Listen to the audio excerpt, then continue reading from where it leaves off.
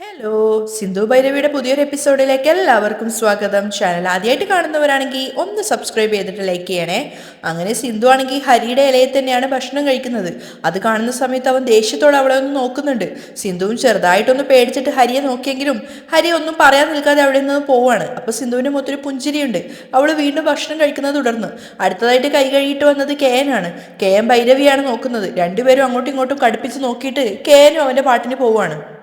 ഭൈരവിയും സിന്ധുവും ഭക്ഷണം കഴിച്ചുകൊണ്ടിരിക്കുന്നുണ്ട്. പിന്നീട് മഹിയും ദമയന്തിയും ഗായത്രിയും കൂടിയാണ് ഇറങ്ങി വന്നിട്ടുണ്ടായിരുന്നത്. അപ്പോൾ ദമയന്തി നോക്കുന്ന സമയത്ത് സിന്ധു ആണെങ്കിൽ ഹരിയുടെ ഇലയിൽ തന്നെയാണ് കഴിക്കുന്നത് കാണുന്നത്. ഭൈരവി വേറെയും. അപ്പോൾ ദമയന്തിക്ക് വല്ലാത്തൊരു സന്തോഷം തോന്നുകയാണ്. നമ്മുടെ മണ്ണിൻ്റെ പഴക്കം സിന്ധുവിന് അതുപോലെ തന്നെ കിട്ടിയിട്ടുണ്ട്. പക്ഷേ ഭൈരവി ആണെങ്കിൽ പുറത്ത് പഠിച്ചത് കാരണം അവൾക്ക് വേറൊരു സ്വഭാവം, അത്രയേ ഉള്ളൂ. അതെ, ഏട്ടത്തി പറഞ്ഞത് ശരി തന്നെയാണ്. മഹിയും ശരിവെക്കുന്നുണ്ടായിരുന്നു. പിന്നീട് രണ്ടുപേരെയും കുറച്ചു നേരം കൂടെ നോക്കുന്നുണ്ട്. അവർ മൂന്നുപേരും അവിടുന്ന് പോവുകയാണ്. സിന്ധു ആണെങ്കിൽ ഭൈരവിക്കൊപ്പം പുഞ്ചിരിച്ചുകൊണ്ടാണ് ഭക്ഷണം കഴിക്കുന്നത്. അവൾ അത്രയും സന്തോഷത്തിലാണ് ഉണ്ടായിരുന്നത്. ദമയന്തിക്ക് അപ്പോയിൻമെന്റ് കൊടുത്ത ഹോസ്പിറ്റലിലെ ഡോക്ടറാണെങ്കിൽ പേഷ്യൻസ് ഒക്കെ പോയോന്ന് നഴ്സിനോട് ചോദിക്കുകയാണ്. അപ്പോൾ നഴ്സ് പറയുന്നുണ്ട്, ഇനി ആരുമില്ല, അവസാനത്തെ ആളും പോയെന്ന്. അപ്പോൾ ദമയന്തി വന്നില്ലേ?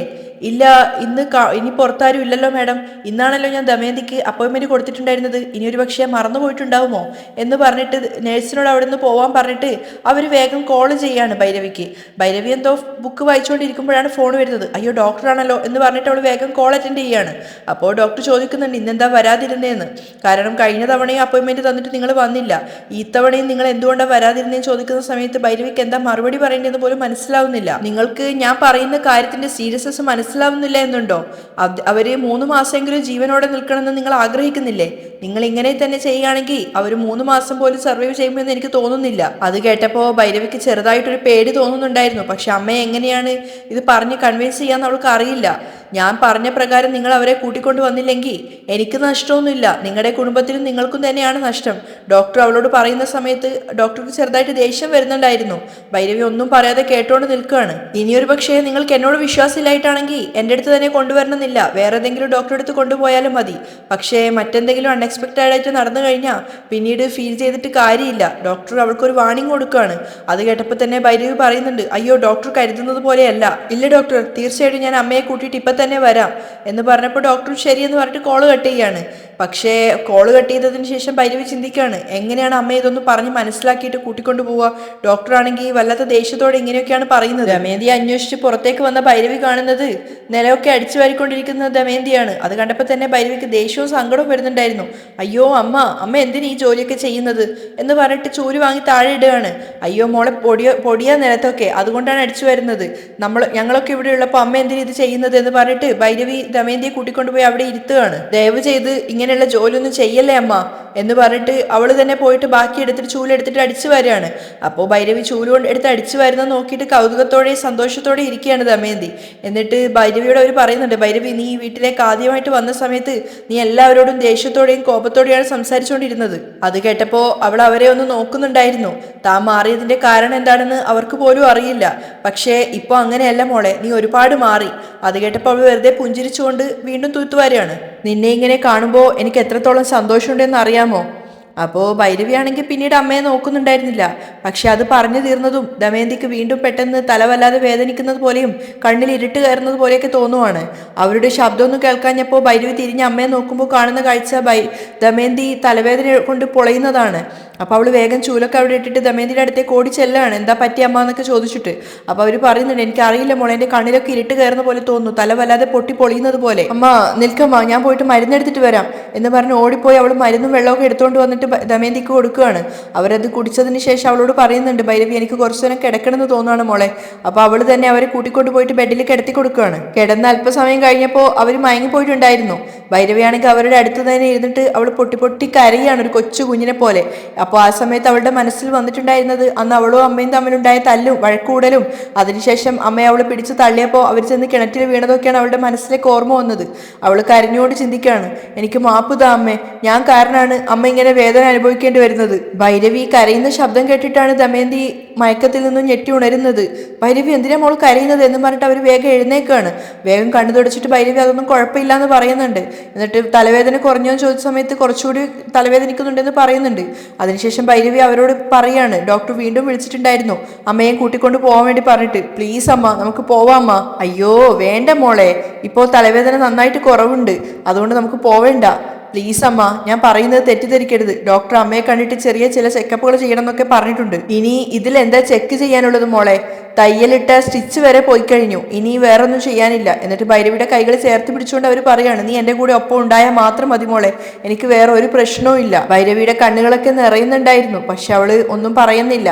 അങ്ങനെ രാത്രിയായ സമയത്ത് KN ആണെങ്കിൽ എപ്പോഴും കിടക്കുന്നത് പോലെ തന്നെ മുകളിൽ വെറും നിലത്ത് പായിട്ട് കിടക്കുകയാണ്. പെട്ടെന്ന് ആ വഴിക്ക് വന്നിട്ടുണ്ടായിരുന്ന ദമയന്തി കാണുന്ന കാഴ്ച അതായിരുന്നു. പക്ഷേ KN ആണെങ്കിൽ അവരെ കണ്ടിട്ടില്ല. അവൻ കൊതുകടി കൊണ്ടിട്ട് ഇങ്ങനെ വിഷമിച്ച് കിടക്കുകയാണ്. ഇതെന്താ KN ഇവിടെ കിടക്കുന്നത് എന്ന് പറഞ്ഞിട്ട് അവർ നേരെ അവന്റെ അടുത്തേക്ക് പോവാണ്. ഇതെന്താടാ KN നീ ഇവിടെ കിടക്കുന്നത്? പെട്ടെന്ന് അമ്മയെ കണ്ടപ്പോൾ അവനും ചാടി എഴുന്നേക്കുകയാണ്. അത് അമ്മ, പിന്നെ റൂമിലെ AC കംപ്ലൈന്റ് ആണ്, അതുകൊണ്ട് കാറ്റ് കിട്ടാൻ വേണ്ടിയിട്ടാണ് ഞാൻ ഇങ്ങോട്ടേക്ക് വന്നത്. എടാ, റൂമിൽ അതിന് ഫാൻ ഇല്ലേ? ആ, ഫാൻ ഉണ്ട്, പക്ഷെ ഫാന്റെ കാറ്റിനെക്കാട്ടിലും നല്ലത് പുറത്തുള്ള കാറ്റ് കിട്ടുന്നതാണല്ലോ, അതുകൊണ്ട് ഇവിടെ വന്ന് കിടന്നേ ഉള്ളൂ. ആ സമയത്ത് ദമയന്തിക്ക് എന്തോ അവൻ കള്ളം പറയാണെന്ന് തോന്നുവാണ്. അത് മാത്രമല്ല, നേരത്തെ സിന്ധുവും ഭൈരവിയും ഭക്ഷണം കഴിക്കുന്ന സമയത്ത് സിന്ധു ആണെങ്കിൽ ഹരിയുടെ ഇലയിൽ തന്നെയാണ് കഴിക്കുന്നത്. ഭൈരവി പക്ഷേ അങ്ങനെയല്ലായിരുന്നു കഴിക്കുന്നത്. അവരുടെ മുഖത്ത് എന്തോ ഒരു വല്ലാത്ത സങ്കടം തോന്നുവാണ്. അവരവിടെ നിലത്തിരുന്നിട്ട് KNോട് അവന്റെ കൈകൾ പിടിച്ചുകൊണ്ട് ചോദിക്കുകയാണ്, മോൻ സന്തോഷത്തിലാണോ? എനിക്കെന്താ അമ്മ സന്തോഷത്തിന് കുറവ്? എനിക്കൊരു കുറവുമില്ല, ഞാൻ എപ്പോഴും സന്തോഷത്തിൽ തന്നെയാണ് ഉള്ളത്. ആ സമയത്ത് ദമയന്തിയുടെ മുഖത്ത് ആകെ വാടിയിരിക്കുകയാണ്. അവർ മനസ്സിൽ ചിന്തിക്കുന്നുണ്ട്, സത്യം പറഞ്ഞാൽ നീ സന്തോഷത്തിലല്ല, അത് ഈ അമ്മയ്ക്ക് അറിയാം. ഇതുവരെ ഭൈരവി നിന്നെ മനസ്സുകൊണ്ട് സ്വീകരിച്ചിട്ടില്ല എന്നും അമ്മയ്ക്ക് മനസ്സിലായി, അതുകൊണ്ടാണല്ലോ നീ ഇവിടെ വന്ന് കിടക്കുന്നത്. ഭൈരവി എന്നോട് വളരെയധികം സ്നേഹത്തോടെയാണ് പെരുമാറുന്നത്, പക്ഷേ നിന്റെ അടുത്ത് അവൾ അതുപോലെയല്ല എന്നാണ് എനിക്ക് തോന്നുന്നത്. അപ്പോൾ KM പറയുന്നുണ്ട്, അമ്മ ഭൈരവി ഒരുപാട് പഠിച്ചൊരു ഒരാളല്ലേ, പെട്ടെന്ന് അവളെ കൊണ്ട് എന്നെ കല്യാണം കഴിപ്പിച്ചാൽ എങ്ങനെയാ അമ്മ അവൾക്ക് പെട്ടെന്ന് എന്നെ സ്വീകരിക്കാനാവുക? അതിനൊക്കെ ഒരു നേരവും കാലവും ഇല്ല അമ്മ. അവള് കുറച്ചായിട്ട് എന്നെ മനസ്സുകൊണ്ട് അംഗീകരിച്ചോളും. അമ്മ ഇതൊന്നും ആലോചിച്ച് ടെൻഷൻ ആവണ്ട. അവന് ഏറ്റവും വിഷമമുണ്ടായ കാര്യം അത് തന്നെയാണ്. ദമയന്തിയുടെ മനസ്സ് വേദനിക്കരുതെന്നാണ് നമുക്ക് ആഗ്രഹിക്കുന്നത്. പക്ഷേ അങ്ങനെയൊക്കെ പറഞ്ഞിട്ട് ദമയന്തിയുടെ മുഖത്തുള്ള സങ്കടം മാഞ്ഞിട്ടില്ല. അവർ വിഷമത്തോടെ പറയുന്നുണ്ട്, കല്യാണ മണ്ഡപത്തിൽ വെച്ചിട്ട് ഞാൻ ഒന്നിനെ കുറിച്ചും ചിന്തിച്ചില്ലടാ. ഇപ്പോ ആലോചിക്കുമ്പോൾ എനിക്ക് കുറച്ചായിട്ട് എല്ലാം മനസ്സിലാവുന്നുണ്ട്. ഭൈരവി ഒരുപാട് സ്വപ്നങ്ങളോടെയും ഒരുപാട് പഠിക്കണം എന്നൊക്കെ ആഗ്രഹിച്ച പെൺകുട്ടിയാണ്. പെട്ടെന്ന് അവളെ കൊണ്ട് നിന്നെ കല്യാണം കഴിപ്പിച്ചപ്പോ അവൾക്ക് മനസ്സുകൊണ്ട് ഒന്നും അംഗീകരിക്കാൻ ഇതുവരെ സാധിച്ചിട്ടില്ല. പക്ഷേ ഭൈരവി നല്ലൊരു പെൺകുട്ടി തന്നെയാണ് മോനെ. ആദ്യം ഭൈരവിക്ക് എന്നോടും ഇഷ്ടമില്ലായിരുന്നു, പക്ഷേ ഇപ്പം എന്നെ മനസ്സിലാക്കി അവൾ എന്നെ ഒരുപാട് സ്നേഹിക്കുന്നുണ്ട്. അതുപോലെ തന്നെ നിന്നെയും പിന്നീട് അവൾ മനസ്സിലാക്കി നിന്നോട് അവൾക്ക് ഒരുപാട് സ്നേഹം തോന്നും. എത്രയും പെട്ടെന്ന് അത് നടക്കണമെങ്കിൽ നീ നിന്നെ മാറ്റണം മോനെ. നീ ഇങ്ങനെ തന്നെ ഇരുന്നാ കാലാകാലം അവൾക്ക് നിന്നെ ഒരിക്കലും ഇഷ്ടപ്പെടാൻ വേണ്ടി തോന്നില്ല. അതെന്താ അർത്ഥം എന്ന് KN മനസ്സിലായില്ല. അവൾക്ക് വേണ്ടിയാണ് നീ മാറിയത് എന്നുള്ളത് അവൾക്ക് നിന്നോടുള്ള വിശ്വാസത്തെ കൂട്ടും. അവൾക്ക് വേണ്ടി നീ എന്തും ചെയ്യുന്നുള്ളൊരു വിശ്വാസം നീ അവളുടെ ഉള്ളിൽ ഉണ്ടാക്കിയെടുക്കണം. അങ്ങനെ ചെയ്താൽ അവൾക്ക് നിന്നോടുള്ള ഇപ്പോഴത്തെ ദേഷ്യമൊക്കെ മാറി സ്നേഹം വരും. അമ്മ, ഞാൻ തന്നെ എന്നെ മാറ്റണം എന്ന് പറഞ്ഞാൽ അമ്മ എന്താ ഉദ്ദേശിക്കുന്നത് എനിക്ക് മനസ്സിലാവുന്നില്ല അമ്മ. നിനക്ക് ഒന്നും മനസ്സിലാവില്ലടാ. മനസ്സിലായിട്ടുണ്ടെ പിന്നെ നീ എങ്ങനെ ഉണ്ടാവുക? അത് കേട്ടപ്പോൾ കാർത്തികൻ ചെറിയൊരു പരിഭവത്തോടെ നിൽക്കുകയാണ്. നാളെ രാവിലെ നീ എൻ്റെ കൂടെ വാ, നിന്നെ ഭൈരവയ്ക്ക് ഇഷ്ടപ്പെടുന്ന രീതിയിൽ എങ്ങനെ ആക്കിയെടുക്കാന്ന് ഞാൻ കാണിച്ചു തരാം. അത് കേട്ടപ്പോൾ കാർത്തികേയൻ ചിരിച്ചുകൊണ്ട് ചോദിക്കുകയാണ്, എന്താ അമ്മ ഈ പറയുന്നത്? അമ്മ എന്താ ദോശ ചൂടുന്നത് പോലെ ഈസി ആയിട്ട് പറയുന്നത്? ഭൈരവിക്ക് ഇഷ്ടമുള്ളതുപോലെ എന്നെ കൊണ്ട് എങ്ങനെ അമ്മ പെട്ടെന്ന് മാറാൻ സാധിക്കുക? അതൊക്കെ സാധിക്കും, ഞാൻ നിനക്ക് കാണിച്ചു തരാം. അല്ല അമ്മ, ഇനിയൊരു പക്ഷേ അമ്മ എന്നെ സ്കൂളിലേക്ക് വീണ്ടും പറഞ്ഞു വിടാൻ പോവാണോ? അതെന്താടാ നീ അങ്ങനെ ചോദിച്ചത്? അതല്ല, ഭൈരവിക്ക് പഠിച്ചവരെയാണല്ലോ ഒരുപാട് ഇഷ്ടം, അതുകൊണ്ട് അമ്മ ഒരു പക്ഷെ അങ്ങനെ ചിന്തിച്ചു എന്ന് അറിയാൻ വേണ്ടി ചോദിച്ചതാ. ഒരു പെണ്ണിന് എന്താ ഇഷ്ടം ഏതാ ഇഷ്ടം എന്നൊക്കെ എനിക്ക് നന്നായിട്ട് അറിയാം. അതുകൊണ്ട് അവൾക്ക് ഇഷ്ടമുള്ളത് മാതിരി ഞാൻ നിന്നെ മാറ്റാൻ വേണ്ടി പോവാണ്. നാളെ രാവിലെ ജോലി തിരക്കുണ്ടെന്നും പറഞ്ഞിട്ട് പോവരുത്, നമുക്ക് രണ്ടുപേർക്കും ഒരിടം വരെ പോവാനുണ്ട് എന്നും പറഞ്ഞിട്ട് ദമയന്തി എഴുന്നേറ്റുകൊണ്ട് പോവാണ്. കാർത്തികൻ അതൊക്കെ സമ്മതിക്കുന്നുണ്ട്. പക്ഷെ അവൻ അമ്മ പോയതിനു ശേഷം ചിന്തിക്കുന്നുണ്ട്, അമ്മ എന്തൊക്കെയാ പറയുന്നത്, എനിക്കൊന്നും മനസ്സിലാവുന്നില്ല. ഭൈരവിക്ക് ഇഷ്ടമുള്ളതുപോലെ പെട്ടെന്ന് എങ്ങനെയാ എന്നെ കൊണ്ട് മാറാൻ സാധിക്കുക? ഹരി അവന്റെ മുറിയിലെ ബെഡിൽ കിടന്ന് ഉറങ്ങുകയാണ്. പക്ഷെ ഉറക്കിലൊക്കെ അവൻ ചുമക്കുന്നുണ്ടായിരുന്നു. അവന് വല്ലാതെ പനിക്കുന്നത് പോലെയാണ് അവന് പ്രകടിപ്പിക്കുന്നത്. ആ സമയത്ത് മഹാലക്ഷ്മി പുറത്തൂടെ വന്നിട്ടുണ്ടായിരുന്നു. അവർ ചിന്തിക്കുന്നുണ്ട്, ഇതെന്താ ഹരി ഇങ്ങനെ പകല് കിടന്ന് ഉറങ്ങുന്നത്? അവരിങ്ങനെ പകല് കിടന്ന് ഉറങ്ങാറുള്ളതല്ലോ എന്നും പറഞ്ഞിട്ട് നേരെ അവന്റെ മുറിയിലേക്ക് പോയിട്ട് അവനോട് ചോദിക്കുകയാണ്, ഹരി ഇതെന്താ മോനെ കിടക്കുന്നത്? നീ ഹോസ്പിറ്റലിലേക്ക് പോകണ്ടേ നിനക്ക്? ആ, എനിക്ക് പോവണം. പക്ഷേ രാവിലെ എഴുന്നേറ്റപ്പോൾ മുതൽ എനിക്കെന്തോ തീരെ വയ്യാത്തതുപോലെ. ഹരി പറഞ്ഞത് കേട്ടപ്പോൾ ലക്ഷ്മി വേഗം അവന്റെ നെറ്റിയിൽ കൈവച്ച് നോക്കുകയാണ്. അപ്പോൾ അവന് വല്ലാതെ പനിക്കുന്നുണ്ടായിരുന്നു. അതൊക്കെ കേട്ടുകൊണ്ട് ചിട്ട് പുറത്തു നിൽക്കുന്നുണ്ടായിരുന്നു. അപ്പോൾ വേഗം തന്നെ ലക്ഷ്മി പറയുന്നുണ്ട്, നീ മരുന്ന് എന്തെങ്കിലും കഴിച്ചോ? ആ, ഞാൻ മരുന്ന് കഴിച്ചതാണ്. കുറച്ചു നേരം ഉറങ്ങിയാൽ ശരിയാവുമായിരിക്കും. ശരി, എന്നാ ഉറങ്ങി നോക്ക്. അവരതും പറഞ്ഞ് പുറത്തേക്ക് ഇറങ്ങാൻ നോക്കിയപ്പോൾ ഹരി പറയുന്നുണ്ട്, അമ്മ എനിക്ക് വല്ലാതെ തണുക്കുന്നത് പോലെയുണ്ട്, ആ ബെഡ്ഷീറ്റ് എടുത്തിട്ട് എന്റെ ദേഹത്തേക്ക് ഇടാമോന്ന്. അപ്പൊ ലക്ഷ്മി അവന് പുതച്ചു കൊടുക്കുകയാണ്. അപ്പോ ചിട്ട് ചിന്തിക്കുന്നുണ്ട്, അയ്യോ ഹരി സാറിന് തീരെ വയ്യെന്നാ തോന്നുന്നത് എന്നും പറഞ്ഞിട്ട് അവൾ പുറത്തേക്ക് പോവാണ്. അതേപോലെ തന്നെ ലക്ഷ്മിയും പുറത്തേക്ക് ഇറങ്ങി പോകുന്നുണ്ട്. അതേസമയം കാർത്തികേയനെയും കൂട്ടിക്കൊണ്ട് വലിയൊരു മാളിലേക്ക് വന്നിരിക്കുകയാണ് ദമയന്തി. അവനാണെങ്കിൽ കാര്യമൊന്നും മനസ്സിലാവുന്നില്ല. ഒരു റെഡിമെയ്ഡ് ഷോപ്പിലേക്കാണ് കയറുന്നത്. അവിടെ കയറിയപ്പോൾ കാർത്തികേയൻ പറയുന്നുണ്ട്, അമ്മ എനിക്ക് ഡ്രസ്സ് മുണ്ടു ഷർട്ടൊക്കെ ഒരുപാടുണ്ടല്ലോ, പിന്നെ എന്തിനാ നമ്മൾ ഇങ്ങോട്ടേക്ക് വന്നത് എന്ന്. നീ മുണ്ടു ഷർട്ടും ഇടുന്നത് കൊണ്ടാണ് ഭൈരവിക്ക് നിന്നെ ഇഷ്ടമില്ലാത്തത്.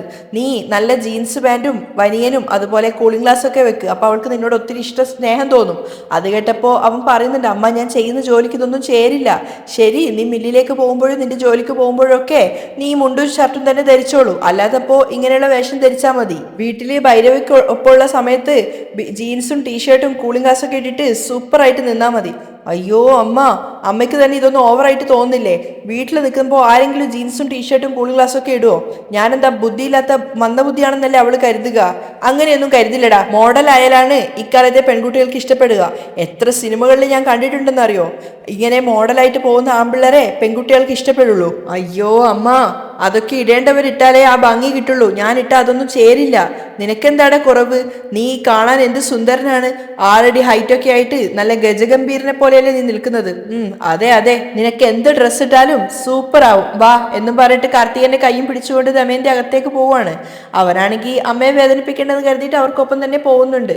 സിന്ധു ആണെങ്കിൽ അടുക്കളയിൽ പച്ചക്കറി അരിഞ്ഞുകൊണ്ടിരിക്കുകയാണ്. അങ്ങോട്ടേക്ക് വന്നിട്ടാണ് ചിട്ട് കാര്യം പറയുന്നത്. സിന്ധു, ഹരിസാറിന് നല്ല പനിയുണ്ട്, മഹാലക്ഷ്മി മേഡത്തിനോട് പറയുന്നത് കേട്ടതാണ്. അത് കേട്ടതും സിന്ധു ചാടി എഴുന്നേക്കാണ്. അവൾ ശരിക്കും ഞെട്ടിപ്പോയിട്ടുണ്ടായിരുന്നു. എന്താ ചേട്ടൻ നീ പറയുന്നത്?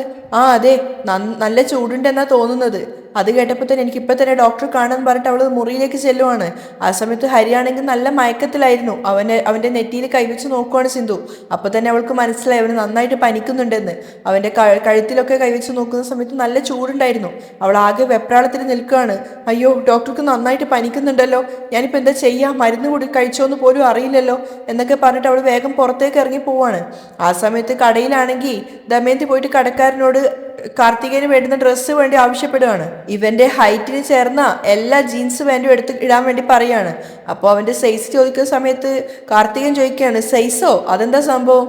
അതെന്താ അമ്മ, നിന്റെ സൈസ് എങ്ങനെയാ ഞാൻ അറിയാം എന്ന് തിരിച്ച് ദമയന്തി ചിരിച്ചുകൊണ്ട് പറയാണ്. എനിക്കും അറിയില്ല അമ്മ.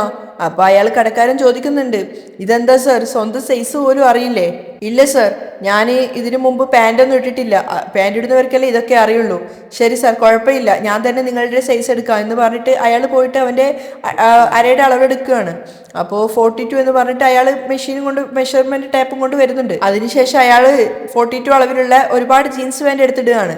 അപ്പോൾ അയാൾ എടുത്തിട്ട പാൻറ്റൊക്കെ സാധാരണ നോർമലൈസ് ചെയ്തിട്ടുള്ള ബ്ലൂവും ബ്ലാക്കും ഒക്കെ ആയിരുന്നു. അത് കണ്ടപ്പോൾ ദമയന്തി ആണെങ്കിൽ കടക്കാരനോട് പറയാണ്, ഇതെന്താ നിങ്ങൾ ഇങ്ങനെയുള്ള സാധാരണ കളർ മാത്രം ഇടുന്നത്? ഓറഞ്ച്, ബ്ലൂ അങ്ങനെയുള്ളതൊക്കെ എടുത്തിടുന്നു പറയും. അത് കേട്ടപ്പോൾ കാർത്തികേയനാണെങ്കിൽ ഞെട്ടിക്കൊണ്ട് അമ്മയെ നോക്കുകയാണ്. അമ്മ എന്തൊക്കെ ഈ പറയുന്നത്? ഇങ്ങനെയുള്ള പാൻറ്റൊക്കെ എങ്ങനെയാണ് താൻ ധരിക്കുക എന്നുള്ള അർത്ഥത്തിലാണ് അവൻ നോക്കുന്നത്. പക്ഷേ ആ കടക്കാരനാണെങ്കിൽ ദമയന്തി പറഞ്ഞത് കേട്ടതുകൊണ്ട് അങ്ങനെയുള്ള കളറിലുള്ള പാൻറ്റുകളൊക്കെ എടുത്തിട്ടാണ് വരുന്നത്. എന്നിട്ട് കൊണ്ടുവന്ന കളറുകളൊക്കെ എടുത്തിട്ട് അമ്മയും മോനും കൂടെ നോക്കുകയാണ്. മഞ്ഞയും ഓറഞ്ചും ഒക്കെയാണ് ഉണ്ടായിരുന്നത്. അപ്പൊ അതൊക്കെ നല്ല ഭംഗിയുണ്ടെന്നും ഇതൊക്കെ ഇട്ട് കഴിഞ്ഞാൽ നല്ല ഭംഗിയുണ്ടാവുന്നൊക്കെയാണ് ദമയന്തി പറയുന്നത്. അപ്പോൾ കാർത്തികേയൻ പറയുന്നുണ്ട്, അമ്മ എന്നെ വെച്ച് എന്തെങ്കിലും കോമഡി പ്ലാൻ ചെയ്യണോ? നീ ഒന്ന് മിണ്ടാതിരിക്കടാ. ഡാ മണ്ട, കളറുള്ള ഡ്രസ്സൊക്കെ ഇട്ടാലേ പെൺകുട്ടികൾക്ക് ഇഷ്ടപ്പെടുള്ളൂ. നിനക്ക് ഒന്നും അറിയില്ല. നിന്റെ അച്ഛനെ പോലെ തന്നെ വലിയൊരു മണ്ടനാ നീ. എന്ത്, എൻ്റെ അച്ഛൻ മണ്ടനാണെന്നോ? ആ കാലഘട്ടത്തിൽ അദ്ദേഹത്തിന് ഒന്നും അറിയില്ലായിരുന്നു. ഓ, അപ്പൊ അമ്മ പറഞ്ഞു വരുന്നത് എൻ്റെ അച്ഛന് കളർ സെൻസ് ഒന്നും ഉണ്ടായിരുന്നില്ല എന്നാണല്ലേ? ആര് പറഞ്ഞു? നിന്റെ അച്ഛന്റെ പഴയ ഫോട്ടോസൊക്കെ എടുക്ക്. എത്ര സുന്ദരനായിരുന്നു അദ്ദേഹം എന്ന് അറിയാമോ? മനസ്സിലായി. അതിനുശേഷം അവര് നോക്കിയതില് 3/4 ഭാഗം പാൻസും എടുത്തിട്ട് ദമയന്തി കടക്കാരനെ ഏൽപ്പിച്ചിട്ട് അതൊക്കെ പാക്ക് ചെയ്യാൻ വേണ്ടി പറയാണ്. പിന്നീട് ടീഷർട്ടും ഷർട്ടും ഒക്കെയുള്ള ഭാഗത്തേക്കാണ് അവരെ കൂട്ടിക്കൊണ്ടു പോകുന്നത്. സിന്ധു വെപ്രാളത്തോടു കൂടി അടുക്കളയിലേക്ക് വന്നിട്ട് ചിട്ടിനോട് ഒരു ഉണങ്ങിയ തുണിക്കഷ്ണത്തിന് വേണ്ടി ചോദിക്കുകയാണ്. ഡോക്ടർക്ക് നന്നായിട്ട് പനിക്കുന്നുണ്ട്, നല്ല ചൂടുണ്ട്. ഒരു വെള്ള തുണിയിൽ വെള്ളം വെച്ചിട്ട് മുഖത്താക്കി കഴിഞ്ഞാൽ കുറച്ച് പനി കുറയുന്നൊക്കെ അവൾ പറയാണ്. ഈറിനാണെങ്കിൽ തുണി വെച്ച് കഴിഞ്ഞാൽ.